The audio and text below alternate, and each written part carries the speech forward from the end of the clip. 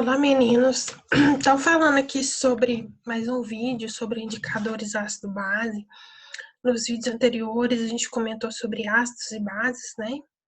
E aqui a gente possui alguns indicadores que vão conseguir falar, né? Se a gente tiver determinada substância, elas vão conseguir falar pra gente se aquela substância ela vai ser ácida ou básica, tá?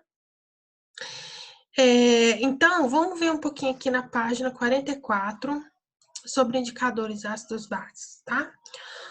Os indicadores ácido-base são substâncias naturais ou sintéticas que possuem a capacidade de mudar de cor de acordo com o pH do meio. Então, a gente vai falar também sobre pH.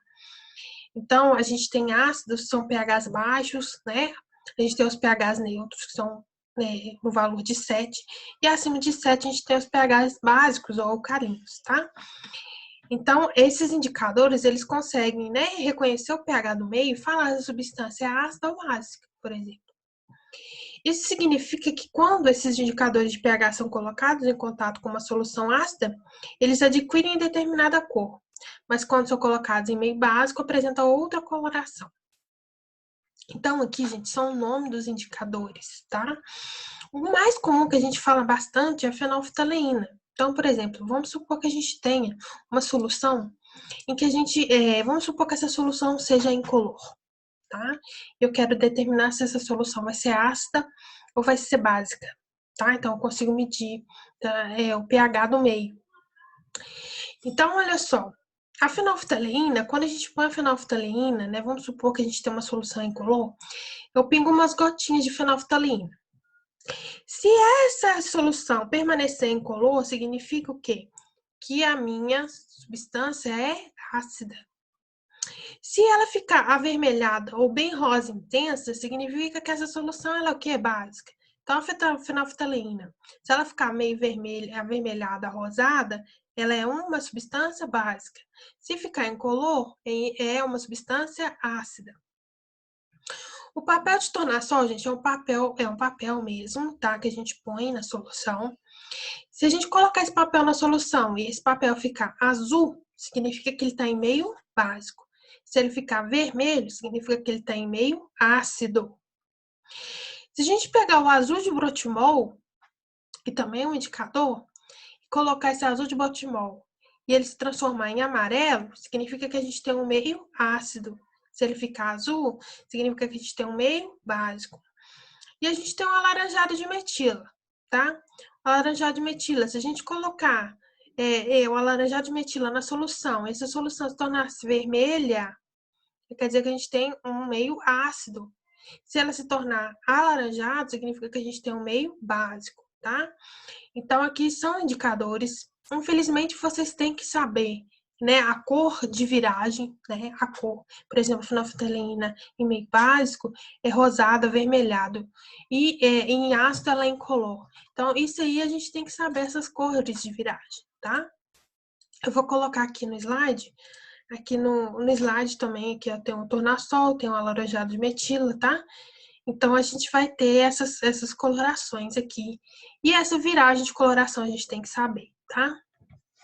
Então, falando um pouquinho de pH, gente, então agora com essa questão do coronavírus, teve muitas informações falsas na internet falando que o pH do abacate, se eu não me lembro, era 15. Completamente errado, que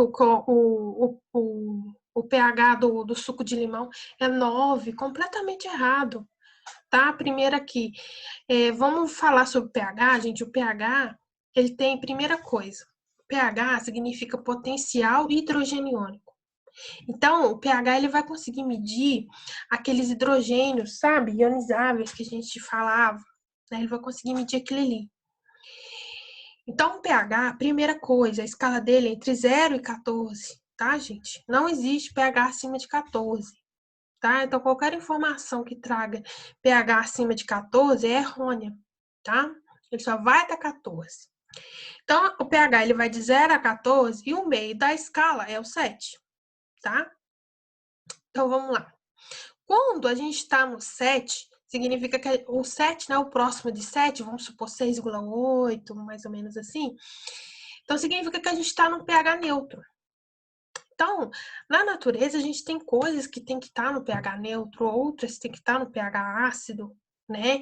Tem enzimas que trabalham no pH neutro, outras trabalham no pH ácido. Então, pH é importante, né? Então, olha só, o sangue humano, o pH dele é próximo de 7, então ela está próxima do pH neutro, né? A água que a gente toma tem que estar próxima ao pH neutro, que é 7, né? A saliva nossa ela é próxima do pH neutro. Na saliva, a gente tem uma enzima que só trabalha em pH neutro, que é a amilase, né? Que faz a quebra do amido, tá? Então, pH 7 também, né? Então, aí a gente tem essa pH, tem coisas que funcionam bem em certo pH, outras não, né? E certas substâncias que possuem o pH, esse pH, ele ajuda a gente a saber, né, como que o organismo, né, se comporta, né? E outras coisas também para a gente, né, ingerir. Agora, por exemplo, o pH ácido, gente, ele vai aqui, ó, ele começa do 0, né? E vai até 6, até o 7, né? No 7 a gente tem neutro aqui. Lembrando que 6,8, alguma coisa assim, ela tá mais próximo do pH neutro, né? Do que do ácido. Então, olha só, gente. O ácido, todo mundo que tem pH ácido, que tem pH baixo, tá? Então, quanto mais próximo do 0, mais ácida é a substância. Então, por exemplo, é o suco de limão. O suco de limão a gente sabe que é ácido, né? Então, o suco de limão, olha só, o pH dele vai ser aproximadamente 2, né? Então, é uma coisa ácida. Se a gente pega um refrigerante, o refrigerante, o pH dele vai ser aproximadamente 3, né? O suco de tomate também, um pouco ácido, pH 4. Aí, se eu perguntar assim, deixa eu só voltar aqui. Se eu perguntar para vocês assim, quem que é mais ácido? Por exemplo, o suco de tomate ou o suco de limão? É o suco de limão, gente. Quanto mais próximo do 0, mais ácida é a substância, tá?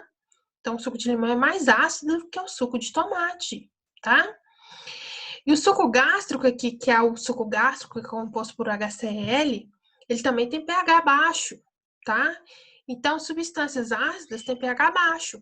O limão, ele tem pH baixo, né? O suco de limão. Nunca que o pH dele seria 9,9, igual estava a informação, né? Então, a gente se concentra nessa parte, né? Os nossos ácidos que nós estudamos, eles ficam aqui nessa parte aqui, ó. Tá bom?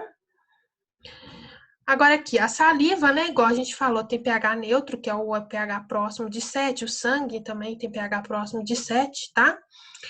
Então, a gente fala que acima de 7 a gente tem um pH básico, ou pH alcalino, que aqui entra as nossas bases, né? Então, são coisas que são básicas. Então, por exemplo, a água sanitária, o amoníaco comercial, o leite de magnésio, a gente estudou uma base, ele também vai entrar aqui.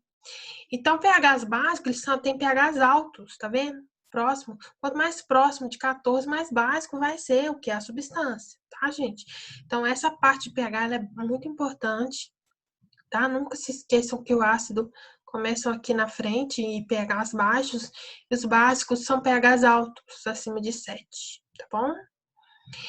Queria falar uma coisa aqui também, né? No estômago, a gente tem uma enzima, essa enzima é a pepsina, né? Ela trabalha bem em pH ácido, né? Que é aqui, ó, o pH do suco gástrico, né? Então, a gente, né, tem as enzimas que trabalham em certos organismos, trabalham em pHs, né? Em certos pHs elas funcionam melhor, né? Assim, não falando assim biologicamente, né? O termo certo, mas elas só vão trabalhar naquele determinado ácido, né? Certos micro-organismos, eles morrem com pH, um determinado pH, né? Então, a gente tem isso daqui, tá bom? Então, a gente fica por aqui. Então, nós vamos continuar, né? Dando continuidade aí depois com os vídeos, tá bom?